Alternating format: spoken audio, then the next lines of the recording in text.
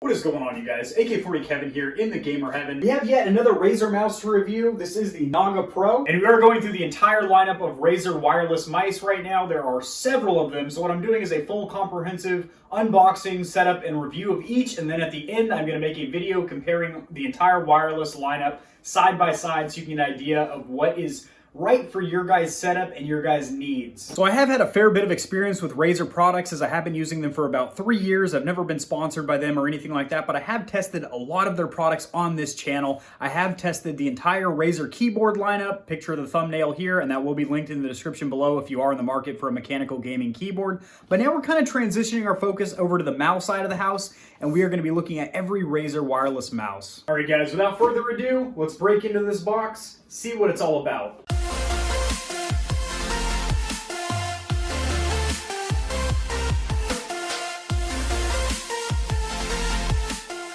Alrighty guys, over here at the Stormtrooper PC, this is where we do our unboxings, custom controller and PC builds, and a whole lot of other fun stuff. If you guys are new here, welcome, and consider subscribing for more content like that. So, the Razer Naga has been around for quite some time, and basically what has made this mouse very, very popular and made it a one of the best sellers for Razer is the fact that this is really good for MMORPGs and games that require a lot of keybinds, because there are 3 interchangeable side plates, 2, 6, or 12 buttons on the sides. Now, the Naga Pro has some features that the original Naga does not, and it also carries a price tag to go with that as well. This retails for $150. That's synonymous across all vendors. So Best Buy, Walmart actually has, I think Walmart has like a partnership with Razer now, because at my local Walmart, they have an entire section of Razers that you can actually touch the keyboards and mice and test out.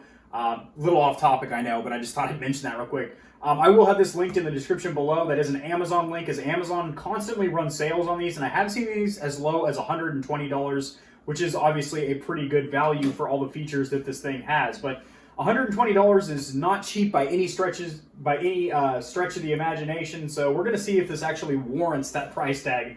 So the Razer Naga, like I said, has the interchangeable side plates, which are great. It's very, very versatile and adaptive for your gameplay. This also has a 20,000 DPI switch, which is incredibly sensitive. That's more so just for bragging rights or sheer marketing.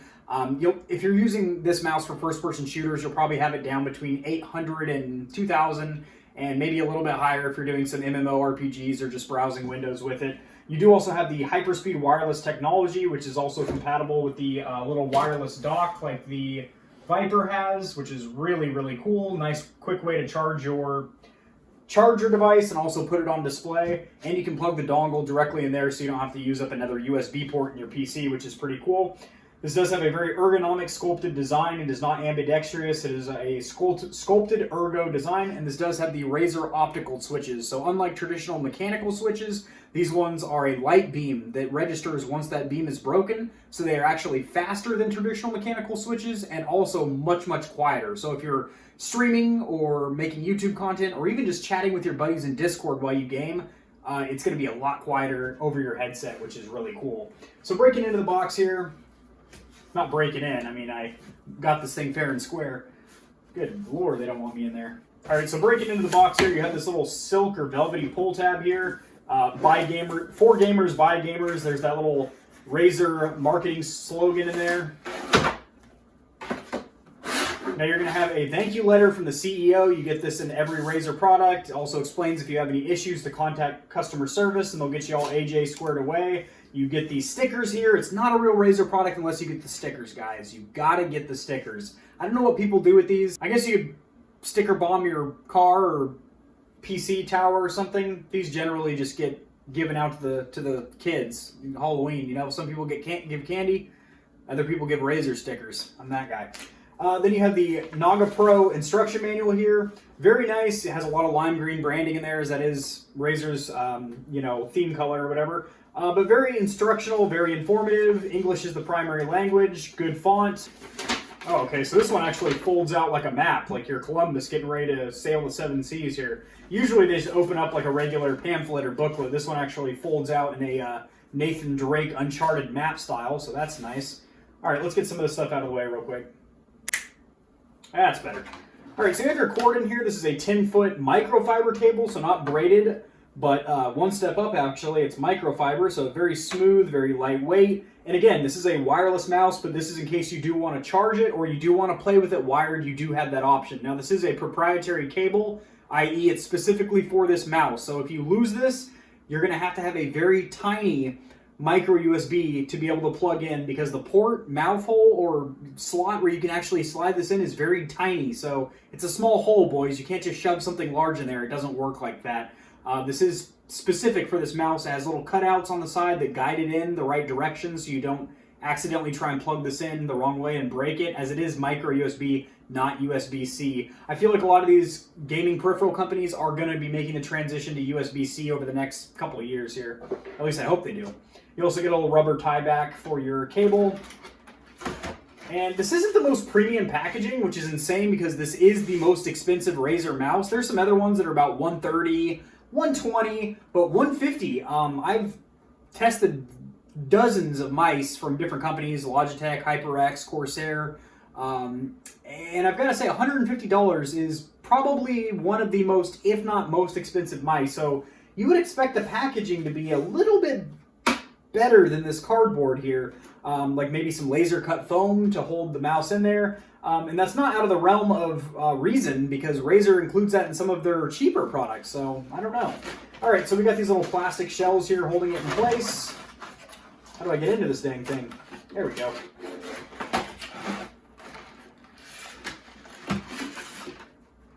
Yeah, this packaging is underwhelming to say the least.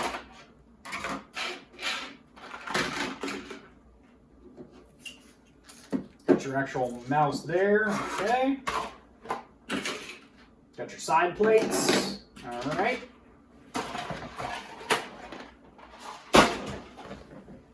Now again, so I did mention that this is compatible with the Razer dock here, which basically has these magnetized prongs here on the bottom. And the unfortunate thing is, this is $150, and that dock is sold separately. However, if you get the Razer Viper Ultimate, which has been my favorite mouse for over a month now since I got my hands on it, as I do primarily play first-person shooters, this is the lightest wireless mouse on the market. It has those optical switches, aftermarket style skates, great battery life of 70 hours. This thing is insane. This is literally the best mouse I've ever tested. But this came with the dock, and this is $130, so it fluctuates between $120 and $135 on Amazon. But I bought this one for $130, and it came with the dock. As where this is $150, and they don't throw the dock in there. That is an expensive mouse. We'll have to see if it lives up to that price point, boys, because that's a hefty one. All right, so this does also have those really nice aftermarket style skates. I gotta say, Razer skates, even the old school black ones, like my Lance head that I've had for like 2.5 years, are really good. Razer has great stock skates, but the newer version that they have, these white ones here, these are virtually just as good as aftermarket companies like G-Skates that focus solely on making aftermarket skates. So really, really awesome. You have the 20K DPI or dots per inch optical sensor in there. In case you guys don't know, DPI or CPI, virtually same thing. It's a measure of sensitivity for your mouse. It's how many, it's basically how sensitive the sensor is in there. So when you're moving your hand, it's how quickly you're going to be moving across the screen there. So this does have Bluetooth and 2.4 gigahertz connection. If you are going to be gaming with this mouse, stay away from Bluetooth like the plague. Bluetooth is okay if you're doing general productivity, doing some schoolwork, some video editing, just browsing Windows. Do not use Bluetooth for gaming. It is a outdated and incredibly slow medium for wireless connectivity. You will get noticeable input lag, latency, or delay by using Bluetooth. But if you use the included dongle, which all of these Razer mice include, you will have no issues whatsoever. So in order to access that, you're going to pop off your side plate. These are completely modular. And you have your little dongle here. We're going to go ahead and plug that in, let it install the drivers while we go over the features of this mouse. So whenever you do plug in a new Razer product, the Razer Synapse 3 application is going to prompt you to install the drivers. It does require a Windows 10 restart, so make sure you save your work. If you do not have the Razer Synapse 3 application because this is your first Razer product, you will need to download that. That's how you're going to be able to program all your buttons, control your RGB lighting, adjust sensitivity and DPI, and adjust battery settings and stuff like that. This does also come with this little dongle here. The entire purpose of this is if you have multiple hyperspeed Great marketing there. Hyperspeed wireless devices. You can actually connect additional dongles to this device here, like a pass-through, and have them running through that. I personally don't see any purpose or need for that, because the only hyperspeed device you're probably going to have would be the mouse. You know what I mean? They don't offer a hyperspeed keyboard or anything like that.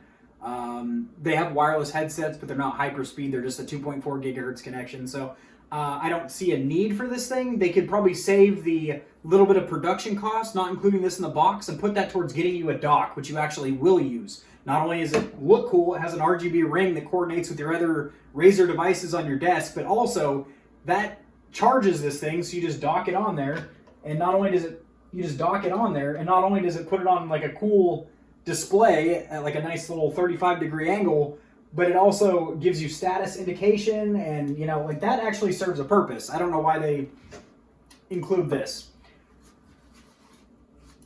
So for now, we're going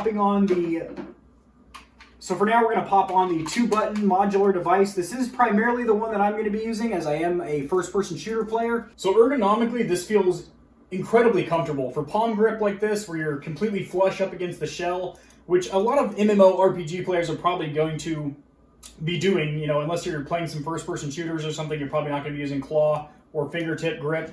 But I will say, this is incredibly well sculpted. It has a cutout here for your ring finger, and then like another little rubberized notch here on the side for your pinky to rest on. So all 4 of your fingers have a really nice distinct place, which feels absolutely phenomenal. So ergonomically feels really good. The plastic on the top feels good. It's not overly slick like the Razer Aetherus or anything. It's actually a pretty gnarled kind of rough plastic, which is good. It doesn't feel uncomfortable, but it gives you some grip. Speaking of grip, you have this rubberized coating for your thumb and for your pinky finger over here. So if you did want to pinch it and do like some fingertip grip or something, you definitely could. It is by no means a lightweight mouse. We're going to go ahead and throw it on the scale. As I can tell, this thing has been skipping no meals. 112 grams, so in comparison to like the Viper, 75 grams. 114 grams, 112 grams. So a pretty heavy mouse. It's not one of the lightest things out there. The left and right mouse buttons feel absolutely phenomenal. So they are a lot louder and more tactile and clicky than the optical switches in the Viper or the Death Adder V2 wireless, which I just tested here recently. These are pretty clicky and loud, but you can tell how quickly they actuate because of that light beam in there. You get a great satisfying click. You know that you're actuating them. Really nice. The scroll wheel has really nice distinct steps, so that's great if you are playing shooters, since that's probably how you're going to be swapping your weapons. You don't want to accidentally rotate the wheel and be swapping weapons on screen. Clicking down the mouse button has a nice mechanical click to it as well. You have 2 buttons on the top here. This is for changing your DPI, or dots per inch, on the fly, so your sensitivity. Maybe pick up a sniper rifle or something, click it down a little bit to get some real finite precision movements and whatnot. Very nice. The 2 buttons on the side here are much different than I expected. They're very, very quiet, very clicky. Oh, those are interesting. I like those quite a bit, guys, those side buttons here. For one, they're very large and they're very separated, so it's easy to hit them both. You know, this one with the ball of your thumb, this one with the tip. Very easily actuate each one of those buttons individually, and they're really quiet, but also still have like a mechanical, tactile click to them as well. So I like that quite a bit, guys. So yeah, palm grip, ergonomics, great. Like 10 out of 10. This is probably one of the more comfortable mice I've ever got my hands on. Claw grip, in case you guys don't know what claw grip is, it's when the back of your palm is still on the shell itself, but your fingers are curved like this, and what that allows you to do is get some finite movements like this with your hand for like precision aiming and whatnot. And then if you need to do any like wrist movements or whole arm movements, you can do that as well.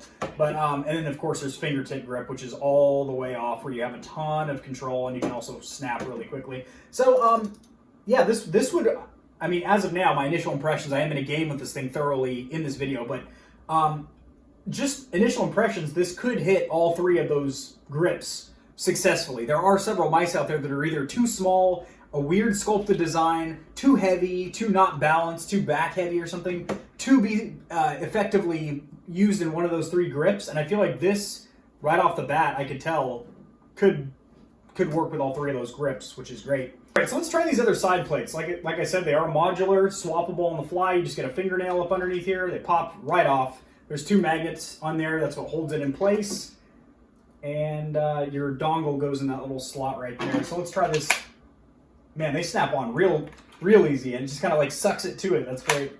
Wow, that's actually really satisfying. I could do that for hours. That's cool. It just sucks it in there, guys. The mouse doesn't suck, but wow, holy shit. Oh, I like these. This little 6-piece right here. This would be good for a milsim shooter like Escape from Tarkov or something like that, where you have a ton of keybinds, where you can literally pull an apple core out of your backpack and throw it at somebody, or tie someone's shoelaces together to trip them. This is awesome. Like, each button, even though they're close to each other, they're all individually very easy to press cleanly, and they have a nice tactile click to them. Yeah, so if you're playing a shooter that has a lot of keybinds or something, this is the side plate that you want to go with. Just traditional shooters like COD and Battlefield, you probably want this 2-piece here. And then for my MMORPG boys, I didn't forget about you guys. This is a 12 key switch here. They are all labeled 1 through 12. Really nice tactile click on these as well. I can honestly see why people have been buying the Naga Trinity for so long. It's a versatile mouse. So if you play a little bit of everything, you play shooters, you play RPGs, you do this, that, you can just use your one mouse and swap the side plates. And I think that's really cool. And the fact that they've now implemented additional flagship features like the high-speed wireless, long battery life, opti-mechanical switches, the dock, stuff like that, it kind of warrants the price tag, I guess I would say. I feel like they could either bring the price down about $20 or include the dock. That, just my opinion as the average consumer and someone that has tested a lot of computer peripherals on this channel. Those are nice. I like that a lot. Yep, same exact ones on the VYPR Ultimate. The only difference is this has more weight to it, which actually makes it glide even smoother because the mouse is kind of pressing into your mouse pad a little bit. So if you have a soft cloth canvas mouse pad like mine, it just kind of glides across there. Obviously, that'll be a little bit different if you have a hard plastic mouse pad or one of those new fancy glass woven ones or whatever. But yeah, initial impressions really great. I also feel like the build quality and the durability, I mean, obviously it's 100% plastic body, but it feels really solid, which for that price point, it better. Speaking of durability and whatnot, this does have a 2-year money-back replacement warranty, so that's awesome. Not to mention, if you buy it from Amazon, you do have 30 days, even if it doesn't break or anything, you just don't like it or whatever, to return it for your money back, which is cool. But I don't really foresee somebody buying this and not being satisfied. It puts a tick in every box. It's comfortable. It's got 70 hours of battery life. It's got that insane wireless capability. Can play with it wired, but like I mentioned, it's a really small hole there, so make sure you got the right tool to shove inside that hole, boys. So let's hop over here in the PC. I'm going to walk you guys through the Razer Synapse 3 application, how to get set up with your mouse, all the customization and tweaks you can do with the software. We're going to do some gaming with this thing, and then I'll give you guys my final thoughts. Alrighty guys, we are over here at my PC. I'm going to go ahead and share my screen with you guys so I can walk you through the initial setup of the Razer Synapse 3 application, which is how you're going to control your new device. So when you do install the application, you will have all your Razer devices right here. We're going to be working on the Razer Naga Pro, which is at a 69% battery life currently. So you do have storage for onboard profile, so there is actually memory on the mouse, and there is a button on the bottom there that says profile, that you can actually switch onboard profile. So if you go to a friend's house that doesn't have the Synapse 3 application installed, you still have your custom key mappings and key binds on there, as well as all your other sensitivity settings and whatnot. So it can sense what modular side plate you have on there, but you still can remap and adjust the ones that you do not have installed. So that's kind of nice. You don't have to swap the plate on to modify it or anything like that, which is really cool. This right here is hyperspeed multi-device pairing, which allows you to, like I showed you earlier with that little tiny dongle, allows you to link multiple hyperspeed devices and does require an extra firmware update and another install, but I'm not going to be using that, as I mentioned earlier. So you can remap these buttons to virtually anything, which is awesome. So you can have it do Windows functions. So if you're using it for multimedia production, music or video editing, you can use it to hotkeys in Adobe or something like that. You can have it launch applications. You can set macros. So if you want it to do like 3 things in an MMORPG, like throw up a spell, use a shield, a potion, and whatever else, you can do that with macros, which is really, really cool. I'm going to leave all these default as I do all of my key bindings and key mappings within each game specifically. So I just leave all these default, and then I will do any game specific stuff in whatever game I'm playing. So that's the customize tab. Coming over here to performance, this is where you're going to have your different DPI modes, which again, if you hit the buttons on the mouse itself, it will change them on the fly. And you also get that cool little overlay down there in the bottom right corner, so that'll show up in game. So like I said, if you pick up a sniper rifle or something like that, you can drop down your DPI. I personally turn this off and I just have one set DPI. My default DPI that I always play with is 1800. I know it sounds a little bit high for first-person shooters, but I turn it down a little bit in game and I'm still able to track slow-moving targets and stuff quite easily. Polling rate, I'd leave this at the default of 1000. That gives you the most refreshes per second connectivity with your PC, and that is what you want. Mouse properties over here, this will open up your Windows settings, and the only thing you really want to do here, guys, I do this with every mouse, any mouse, wired, wireless. Come over here to pointer options and uncheck this box, enhance pointer precision, which is checked by default, and that will allow you to have smoother aim within gameplay because the mouse isn't trying to compensate for your hand speed. And then over here in lighting, this is obviously for your RGB lighting. Now, if you want to maximize battery life and get that advertised 70 hours out of it, you are going to want to turn this completely off, which isn't a huge deal because the only things that are illuminated are the Razer logo on the palm, which is completely covered up by your hand, and then also the scroll wheel. So, I mean, the scroll wheel being illuminated is cool and all, but if battery life's more important to you, which it is to me, then you can either turn it off or just turn it down to about 33 to anything below 40%, and it still will give you that nice glow on your desk, but it's not going to drain your battery life. And then I also like to check both these boxes to switch off my lighting when the mouse has been untouched for about a minute to save juice. You can do the default effects here, such as one static color or breathing in and out, or going through the entire spectrum of 16.9 million colors, the RGB spectrum, or you can do advanced effects, which you can actually set up in the Razer Studio application, which is really cool. It lets you coordinate all of your devices, place them where you actually have them sitting on your desk so they can flow through doing a really cool custom pattern. But for this tutorial, we're not going to go through that. Over here in calibration, this is for liftoff. So when you're playing first-person shooters and you lift up off of the mouse pad, it'll stop your registering, your basically the mouse being registered, and it'll stop your movement. So I like to have this at 1 millimeter. That's the least amount of distance off the mouse pad you have to get to have liftoff. And then you can also calibrate for different mouse pads here, which is really cool because there are slight variations in like the plastics, the glass fiber woven ones that are becoming very popular now, and then even just soft traditional cloth mouse pads. Each one's slightly different, so you can do a custom surface for that, which is really cool. And then over here for power, again, after 5 minutes of not using the mouse, I'd like it to save some battery and put itself to sleep.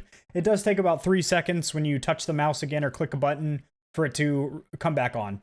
And then this is the percentage you want the battery life at before it'll start flashing red or yellow. Even if you do have the RGB light effect turned off, when you do get to a low battery warning, it will still show up on your mouse. And you'll also get a little pop-up in the screen, kind of like we did with that DPI, that will tell you, mouse at 15% battery life, charge soon, which is kind of cool. All right, guys, we're going to start out with a lesson. Don't go AFK when I'm in your lobby because that's going to happen to you. So this is a free-for-all footage here. I went 27 and 14, placing second place. Not my craziest gameplay, but it certainly wasn't bad. Just basically me running around with the MAC-10, super fast-paced, super aggressive, molly-whopping people. And yes, what is in my hand is the Razer Naga Deluxe Tomahawk Super Master Edition, whatever you want to call their hyper speed wireless. And I gotta say, it's a pretty damn good mouse. I was kind of surprised. I usually don't like full-size, fully sculpted ergonomic mice just because they're a little bit large for me when I'm playing first-person shooters. I don't really feel mobile and agile with it, very nimble with my movements. That was not the case here. The skates are virtually the same skates on the Viper, which is my favorite mouse pretty much of all time. And I gotta say, this kid's still AFK. Oh my good golly jeepers.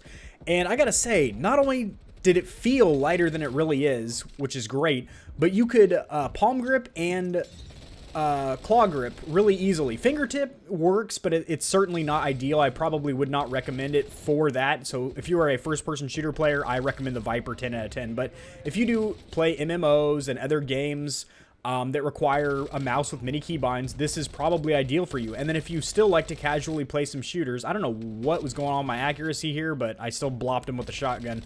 But yeah, if you're a versatile player, you need a versatile mouse. You shouldn't have to buy 2 or 3 mice for different purposes, and that's exactly why this mouse is such a good seller, because it's so versatile. I will say I did get phenomenal battery life. With the RGB off, I did get about 68 hours. They advertised 70, so that's pretty close. I'm sure I could have done some other tweaks and settings to squeeze a little more juice out of it, but all in all, 68 hours, that's plenty. Ergonomically, this thing fits your hands phenomenally. That rhymes. Ergonomically, phenomenally. If there's a rapper that hasn't already combined those 2 words, they definitely should, because it's a real 1-2, how do you do? So I will say the buttons also felt great. The opti-mechanical switches, the buttons on the side. This footage here is with the 2-button configuration. Worked really well for me. Clicking down on the mouse wheel to melee. I don't think I meleeed anybody in this match, just because, well, you know, Mac 10, you can just round dump hip fire from like point blank range. But it did work really well. And what else? Skates are amazing, like I had said.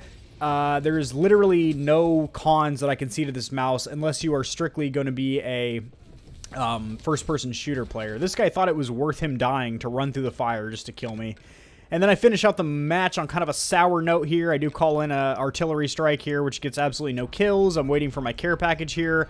I see a sniper's scope glint off in the distance, so I'm able to shuck and jive him. He actually doesn't kill me, but his buddy runs up on the side and gives me a little reach around, which is unfortunate. But as you see, I'm playing real strategic here. I'm not going to let him take my kill streak box. No, sir. You're not taking my care package. Not today, sister. Yeah, so the mouse, solid. Highly recommend it. I have no complaints with it whatsoever. And I feel like anyone that plays MMORPGs would be quite satisfied with this thing. Alright, guys, that's going to do it.